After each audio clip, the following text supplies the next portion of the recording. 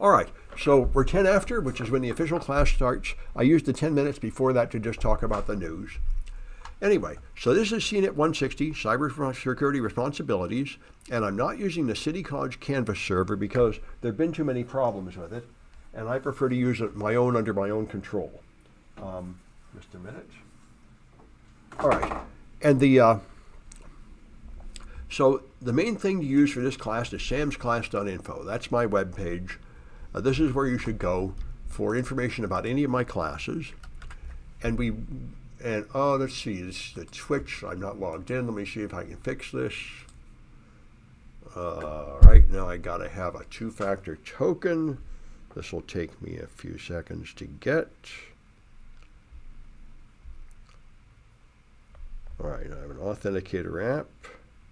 You should have two-factor on everything. I'm all for that.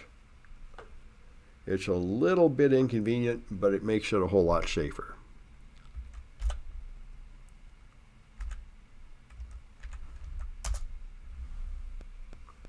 Okay, now I've finally gotten logged in, and I should be able to finally post the all-important link, samsclass.info. That's where you should go for information about the classes.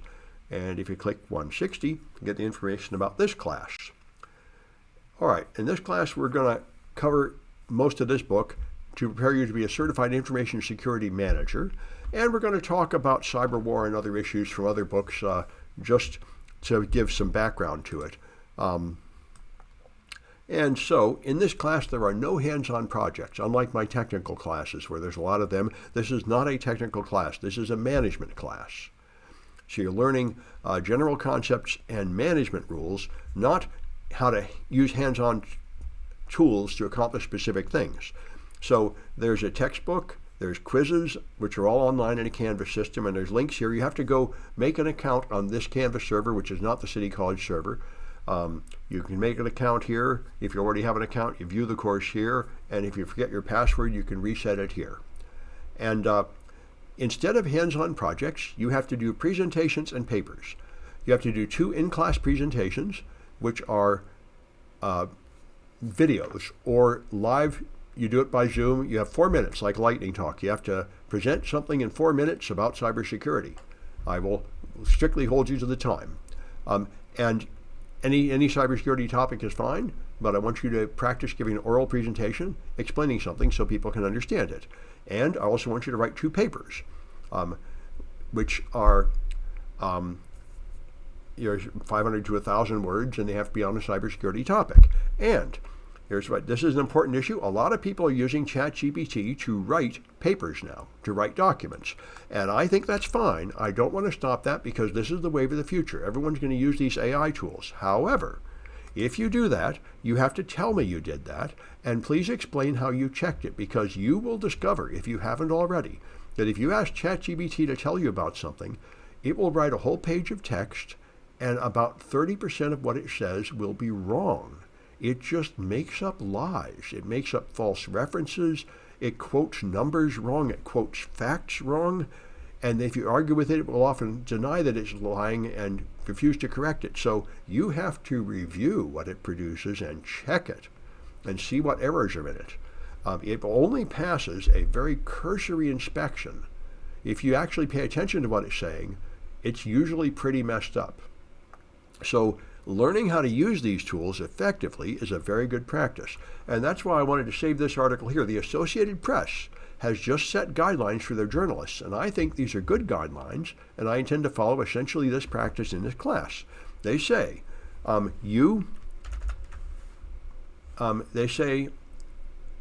do not see AI as a replacement of journalists in any way. So they're asked to exercise caution by not using the tool to create publishable content. Any result should be treated as unvetted source material and then verified with, fact checking. And they also say, be careful that your resources that you use are not generated by AI. There's now a second order effect where there's a whole bunch of websites that are putting up AI generated content, and there are people training AI tools on that content. And that causes it to get much worse rapidly. So, if you want to use the AI tools, it's a very good thing to practice using them, but be careful and please tell me. I don't want to have to try and figure out whether you're using the AI tool. Just tell me you did it and tell me what your experience was and what you had to do to fix it. If you have to fix it, which I think you will. And here's another article in this same vein. This guy says, originally said ChatGPT would cause mass layoffs, but now people are beginning to realize that's not true at all. Several companies tried to fire people and replace them with AI, and they rapidly discovered that the AI is a disaster.